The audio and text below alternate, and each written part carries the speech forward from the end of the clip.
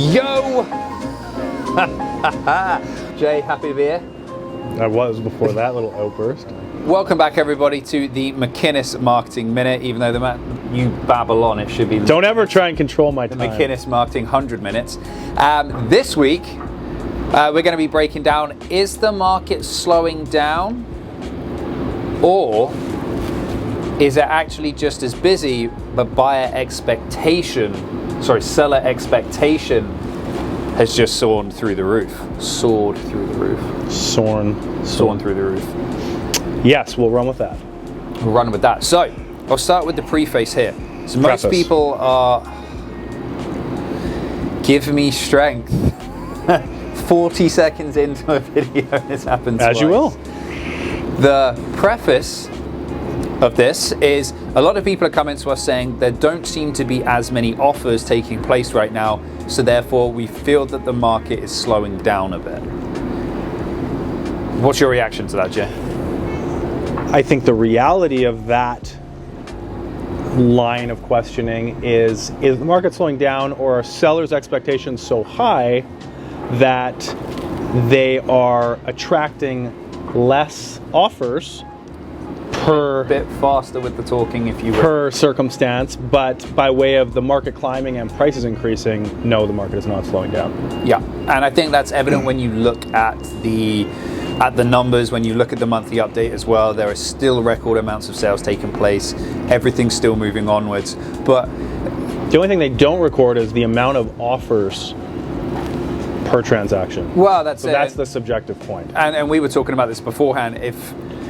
If you had a house that was on the market for 1.1 and then it ends up selling in multiple offers for 1.5, one, you don't know how many multiple offers. You don't even know if there was multiple offers unless the agent tells you, because as a buyer, you're just looking at a list price and then a sold price. But it's sold for, say, 1.5 in multiple offers that drove to that price. Sellers' expectations shoot up and think, oh, well, that one sold for 1.5. We can list at 1.5 and still drive multiple offers up and sell for 1.6, 1.7.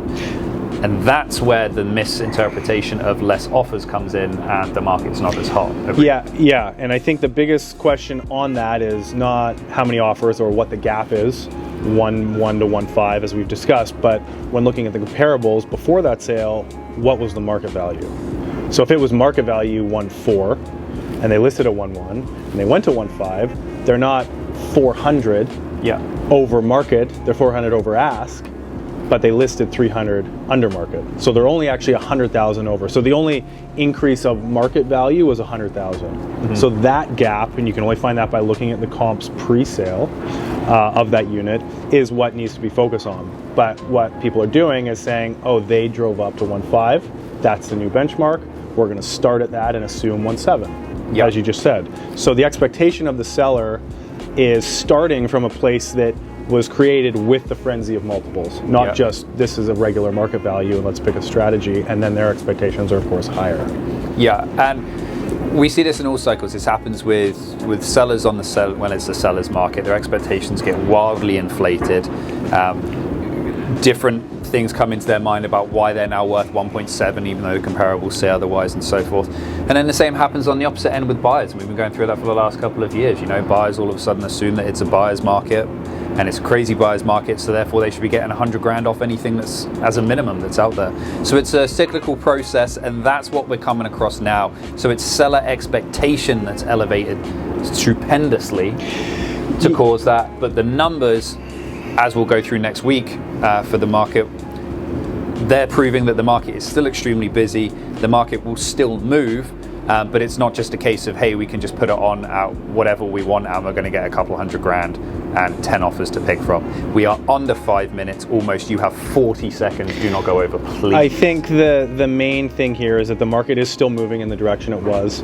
Even if you're going to places and saying, oh, you sold over how many offers? Whereas a month ago it was like we got 6 and now maybe we got 2. Don't use that as a perspective to think, oh, maybe we shouldn't offer as competitively next time because the market's slowing. That's simply a reflection of, in my opinion, seller expectation being through the roof and keeping up with the market as opposed to the market going down. I think the market's still going in the same direction. Sellers are just keeping it frothy. Yeah. Staying at the top. With 2 seconds to spare, I'm going to add one note on to go over that 5-minute mark though.